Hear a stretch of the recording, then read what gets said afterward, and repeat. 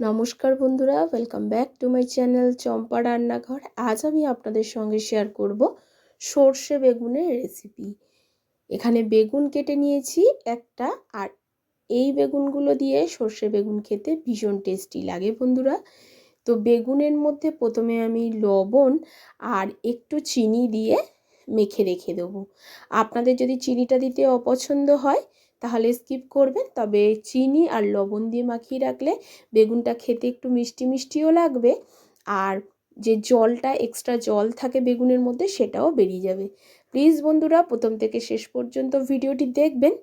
অনেকে কিন্তু অনেক রকমভাবে এই সর্ষে বেগুনটা বানিয়ে থাকেন, তো আমি যেভাবে বানিয়েছি সেটাই আজ আমি আপনাদের সঙ্গে শেয়ার করছি।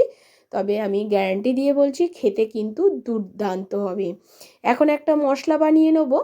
একটা বাটি নিয়েছি, নিয়ে নিচ্ছি 1 চামচ কালো সর্ষে, নিয়ে নেব একই পরিমাণে নিয়ে নিচ্ছি হলুদ সর্ষে, একই পরিমাণে নিয়ে নিচ্ছি পোস্ত, আর তার থেকে হাফ নিয়ে নিচ্ছি আমি গোটা জিরা। গোটা জিরাটা সমস্ত সর্ষে আর পোস্তর হাফ হবে, আর 1 মুঠো ফ্রেশ ধনে পাতা আর কাঁচা লঙ্কা।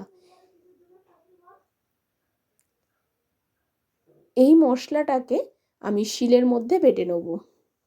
এটাকে আমি শিলের মধ্যে বেটে নিচ্ছি, তবে আপনারা চাইলে মিক্সির জারে পেস্ট করে নিতে পারেন। যেহেতু সর্ষে আছে, শিলে বাটলে কিন্তু এটা ভালোই হবে, তার জন্য আমি শিলে বেটে নিচ্ছি। একদম মিহি করে এটাকে বেটে নিয়ে আমি ফিরে আসছি। প্লিজ বন্ধুরা, আমার এই ছোট্ট চ্যানেলে আপনাদের সাপোর্টার সাহায্যের খুবই প্রয়োজন। প্লিজ পাশে থাকবেন আর সাপোর্ট করবেন। এখন দেখুন বন্ধুরা, আমার সর্ষে বাটাটা হয়ে গেছে, এখন আমি তুলে নিচ্ছি। বন্ধুরা, আমার রান্নাগুলো আপনাদের কেমন লাগে অবশ্যই কমেন্ট করে জানাবেন। এবারে দেখুন যে বেগুনগুলোকে লবণ আর চিনি দিয়ে মেখে রেখেছিলাম, সেইগুলোকে চেপে চেপে জলটাকে বের করে দেবো। এটাতে কিন্তু বেগুনের কষও থাকে, যে কষটা বেগুন থেকে বের করে দিলে বেগুনটা খেতে আরও বেশি টেস্টি লাগে। সমস্ত বেগুনগুলোকে চেপে চেপে জলটা বের করে দিচ্ছি, আর দেখিয়ে দিচ্ছি ঠিক কতটা জল বেরিয়েছে। দেখুন, সমস্ত বেগুনগুলোকে আমার জল চেপে নেওয়া হয়ে গেছে। এখন এই বেগুনগুলোকে একটা প্লেটে নিয়ে নেব, আর নিয়ে এখনই এর মধ্যে হলুদ মেখে রাখবো। এটা ঠিক ভাজার আগে হলুদটা মাখবো।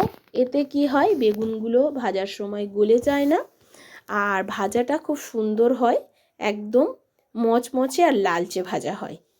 এইভাবে যদি বেগুনটা আপনারা ভাজেন। সমস্ত বেগুনগুলোকে হলুদ মাখানো হয়ে গেছে। একটা কড়া বসিয়ে নিয়েছি, কড়ার মধ্যে দিয়ে দিচ্ছি পরিমাণ মতো সর্ষের তেল। রান্নাটা আমি সর্ষের তেলে করছি, তবে আপনারা চাইলে এখানে সাদা তেলেও রান্নাটা করতে পারেন। তবে যেহেতু এটা আপনার সর্ষে বেগুন, তার জন্যে কিন্তু এটাকে যদি আপনারা সর্ষের তেলে করেন খেতে টেস্ট হবে। এখন বেগুনগুলোকে তেলের মধ্যে দিয়ে হাই ফ্লেম করে ভাজতে হবে। আপনি যদি লো ফ্লেম করে বেগুনগুলোকে ভাজেন তাহলে বেগুনগুলো কিন্তু গলে যাবে। এই রেসিপিতে অবশ্যই হাই ফ্লেমে বেগুনগুলোকে লালচে করে ভেজে নিতে হবে। তো একটা পার্ট বেগুনের হয়ে গেছে, আমি উল্টে দিচ্ছি। এগুলোকে উল্টে পাল্টে লালচে করে ভেজে নেব। প্রথমে 4টে আমি দিয়ে দিয়েছি, এই 4টে বেগুনকে আমি ভেজে নিচ্ছি। আর এখন দেখুন বেগুনগুলো বেশ লালচে করে ভাজা আমার হয়ে গেছে। এগুলোকে একটু তেল ঝরিয়ে আমি তুলে নেব। এর থেকে বেশি ভাজলে কিন্তু পুড়ে যাওয়ার সম্ভাবনা থাকবে। আর দেখুন কোনো জায়গায় বেগুন কিন্তু ভেঙে বা গলে যায়নি। এটাকে একটু তেলটা ঝরিয়ে নিয়ে আর যে কটা বেগুন আছে সে কটাকে দিয়েও আমি ভেজে নেব। এই পর্যায়ে মনে করিয়ে দিই বন্ধুরা, এখনও যদি আমার চ্যানেলটিকে না সাবস্ক্রাইব করে থাকেন তাহলে অবশ্যই সাবস্ক্রাইব করবেন, আর এই রকম ঘরোয়া রেসিপি পেতে অবশ্যই বেল নোটিফিকেশানটা অন করে রাখবেন, তাতে আমার ভিডিওর নোটিফিকেশান সবার আগে আপনাদের কাছে পৌঁছে যাবে। যে 4 পিস বেগুন বাকি ছিল সেটাকেও দিয়ে দিয়েছি, দিয়ে এটাকেও উল্টে পাল্টে লালচে করে ভেজে নেব। দেখুন বন্ধুরা,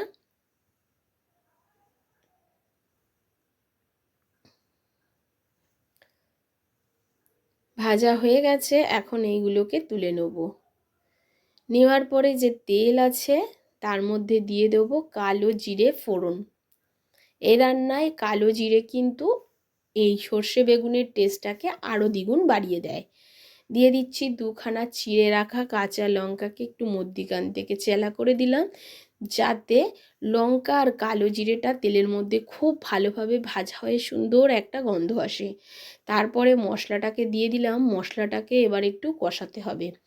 ভাবতেই পারেন সর্ষে আছে, হয়তো মশলাটা তেতো হতে পারে। না বন্ধুরা, হবে না। কেন বলছি, এর মধ্যে ধনে পাতা দেওয়া আছে, গোটা জিরে দেওয়া আছে, আর দেওয়া আছে পোস্ত। তার জন্যে এটা কষালেও তেতো হবে না।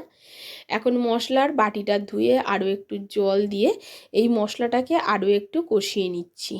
এবারে এর মধ্যে দিয়ে দেব হলুদ গুঁড়ো আর পরিমাণ মতো লবণ। আপনারা চাইলে এখানে কাশ্মীরি লঙ্কার গুঁড়ো বা ঝাল লঙ্কার গুঁড়োটাও ব্যবহার করতে পারেন।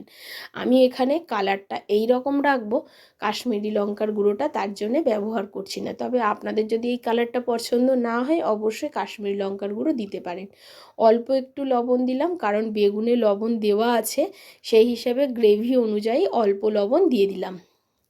এবারে দেখুন খুব ভালো করে মশলাটাকে কষিয়ে নিয়েছি, আর মশলা থেকে কিন্তু তেল ছাড়তে শুরু করেছে। এখন দিয়ে দিচ্ছি পরিমাণ মতো জল। এখানে অল্প একটু জল দিলাম। এবার দিয়ে এটা যখন ফুটে উঠবে তখন ভেজে রাখা বেগুনগুলোকে দিয়ে দিতে হবে, কারণ এটা একদম মাখো মাখো রান্না হবে। বেগুনগুলোকে আমি গ্রেভির মধ্যে দিয়ে দিলাম। দিয়ে দেওয়ার পর 2 থেকে 3 মিনিট মিডিয়াম ফ্লেমে একটু ফুটিয়ে নেব। তারপরে এটাকে নামাবো। মাথায় রাখবেন, বেগুনগুলো গ্রেভির মধ্যে গলে বা ঘেঁটে গেলে কিন্তু এই সর্ষে বেগুনের টেস্ট একেবারে খারাপ হয়ে যাবে। একদম বেগুনগুলো যেন গোটা গোটা থাকে।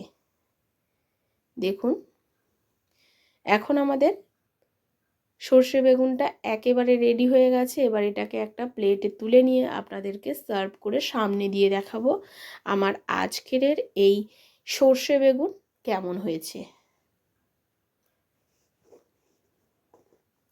দেখুন বন্ধুরা, একটা প্লেটে তুলে নিয়েছি, আর কত সুন্দর দেখতে হয়েছে। যত সুন্দর এটা দেখতে ছিল তত সুন্দর ছিল এর টেস্ট। আশা করছি আমার আজকের এই সর্ষে বেগুনের রেসিপি আপনাদের ভালো লেগেছে। যদি ভালো লাগে অবশ্যই একটা লাইক করবেন, শেয়ার করবেন, আর কমেন্ট করে জানাতে ভুলবেন না বন্ধুরা আপনারা কোথা থেকে আমার ভিডিওটি দেখছেন। নমস্কার বন্ধুরা, সুস্থ থাকবেন আর ভালো থাকবেন। আজ এই পর্যন্ত, আবারও দেখা হয়ে যাবে অন্য কোনো নতুন রেসিপির সঙ্গে।